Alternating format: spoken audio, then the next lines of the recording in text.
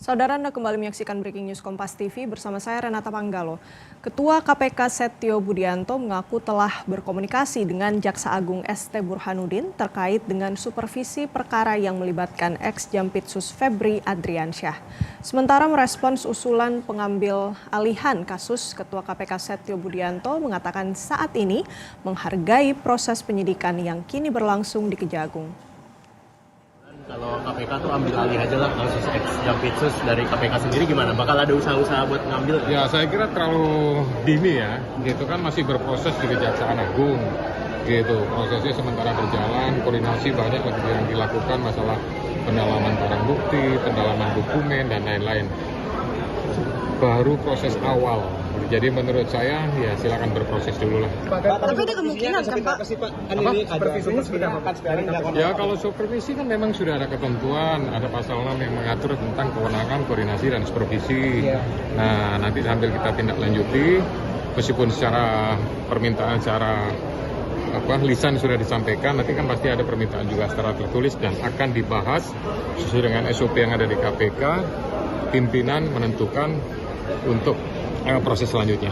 Berarti ada kemungkinan kalau nanti di Kejagung nggak jalan, KPK yang ambil alih? Ya jangan nandekan dulu lah, lihat saja prosesnya. Tapi komunikasi formal secara resmi antar kelembagaan sudah mulai berjalan belum? Ya sudah mulai jalan. Gitu. Masuk komunikasi Bapak dengan Pak Jaksa Agung? Tadi kan sebelahan saya sama beliau duduknya.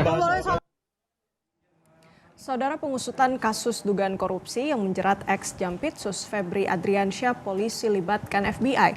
Sementara hingga kini penanganan kasus korupsi ex-Jampitsus ini masih belum ada kepastian. Banyak pihak mendorong KPK untuk terlibat atau mengambil alih kasus ini.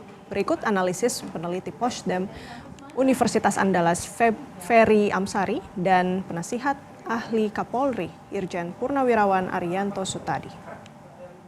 Ya, penyerahan proses ke Kejaksaan Agung, tetapi tidak memutus kegiatan yang dilakukan oleh Polri untuk melakukan penyidikan.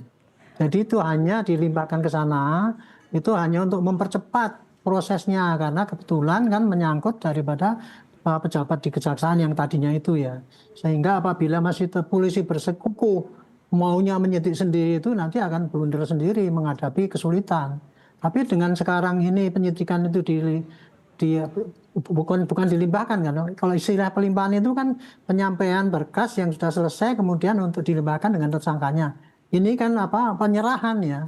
Penyerahan untuk memproses penyidikan ini selanjutnya kepada kejaksaan untuk kepentingan stabilitas dan untuk percepatan, tetapi dari pihak penyidik sendiri polisi masih mempunyai kesempatan untuk melakukan penyidikan yang lainnya dalam rangka mendukung pemberantasan korupsi yang kita tangani saat ini. Pak Arianto, tapi berarti batasan kewenangannya antara Kejagung dan juga Polri ketika menangani kasus ini gimana, Pak?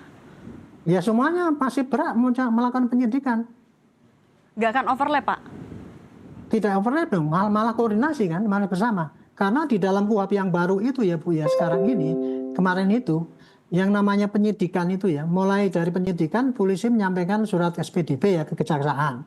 Setelah itu dalam waktu 3 hari, itu jaksa membuat tim untuk tim yang menangani khusus untuk kasus itu. Dan koordinasi itu bisa dilakukan sejak awal itu sampai akhir berkas itu selesai. Jadi memang ada di dalam KUHP memberi celah ya, walaupun tidak secara eksplisit yang namanya koordinasi itu dengan melalui penyerahan seperti ini gitu. Tetapi mekanisme koordinasi itu memang ada celah di dalam KUHP yang baru ya. Di dalam rangka itu menghilangkan, kalau KUHP yang lama dulu itu kan memberikan kesempatan saling berkompetisi ya, antara jaksa dengan polisi itu dalam penyidikan. Sekarang kan aturannya kan dirubah. Hanya membalikkan perkara itu hanya sekali dan setelah itu dilakukan koordinasi dan kemudian digelar dan kemudian ditetapkan apa lanjut apa tidak. Dalam hal ini sekarang ini kan masih dalam tahap awal penyidikan gitu. Tapi kemudian karena ada kebetulan menyangkut ini pejabat kejaksaan itu sendiri, maka pasti akan terjadi kendala kalau masing-masing bersikukuh kepada instansi masing-masing dengan rigid merasa punya wewenang itu. Intinya gini, semangat daripada ini penanganan daripada korupsi itu adalah bagaimana yang terbaik dan tersinergi dan cepat sehingga semua yang bersalah pasti nanti akan ditindak. Kenapa tapi tidak diserahkan ke KPK aja Pak, biar menghindari juga konflik of interest? Bisa juga kalau mau diserahkan ke KPK, tapi pemerintah sudah mengambil jalan yang terbaik itu. Dan KPK sendiri, saya dengar kemarin ya, itu KPK memang punya kewenangan kalau mengambil alih ya suatu kasus itu apabila diduga ada kelambatan. Kemudian ada juga misalkan dalam tanda petik penyelewengan ataupun hambatan.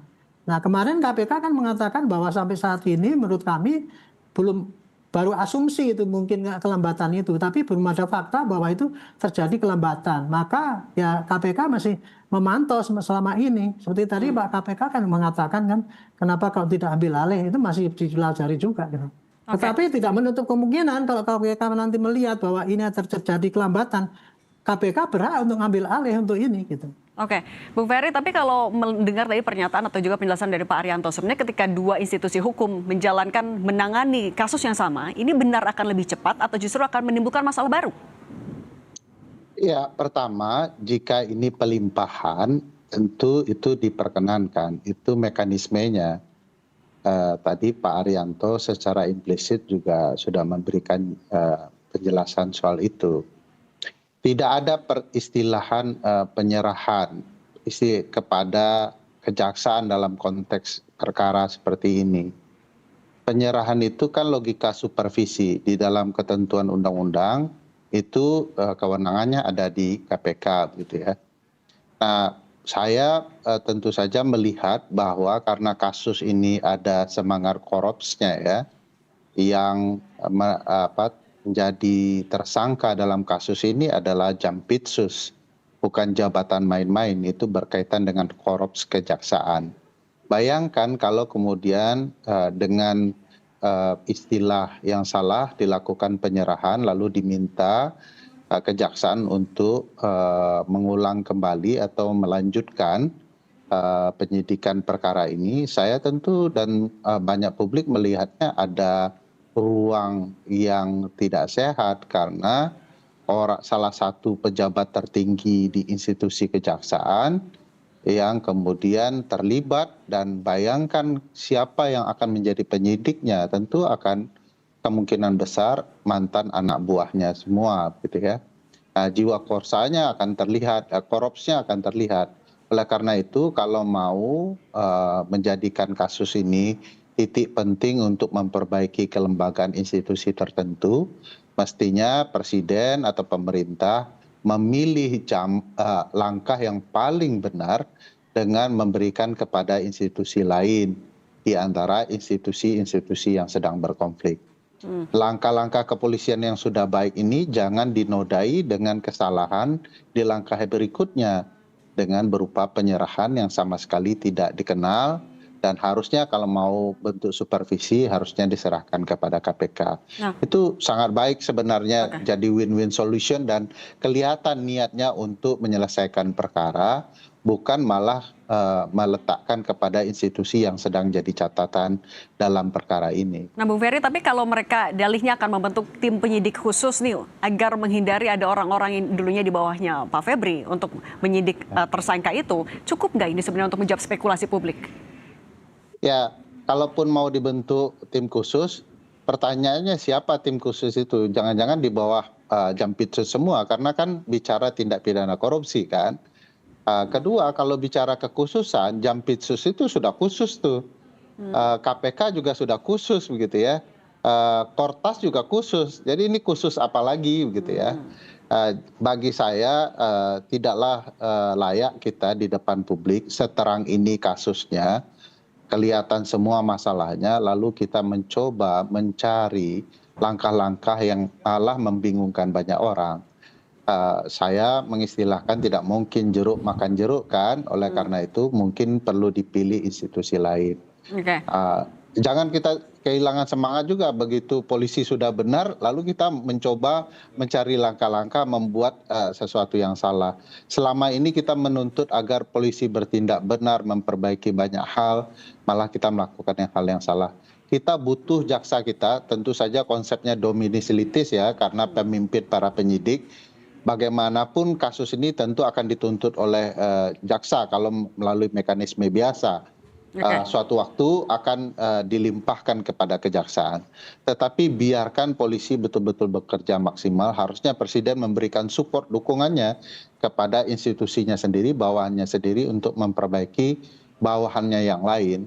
Nah, oleh karena itu banyak pilihan alternatif termasuk ke KPK yang menurut saya juga Pak Arianto sudah menjelaskan juga terang bahwa KPK punya ranah untuk itu dan kewenangan untuk itu. Kenapa kita tidak pilih gitu. Saudara, Komisi Pemberantasan Korupsi didorong untuk terlibat atau mengambil alih penanganan kasus dugaan korupsi yang menjerat ex-Jampitsus Febri Adriansyah. Peneliti Posdem Universitas Andalas Ferry Amsari menyebut berdasarkan undang-undang KPK bisa saja mengambil alih karena tugasnya sebagai supervisi. Namun tak hanya sekadar pendekatan normatif, ada juga pendekatan politik dan pendekatan kebijakan pemerintah untuk menuntaskan kasus ini. Ya, berdasarkan undang-undang KPK dan undang-undang KUHP yang baru, karena tugasnya supervisi, karena ada berbagai pertimbangan, tentu KPK bisa mengambil alih.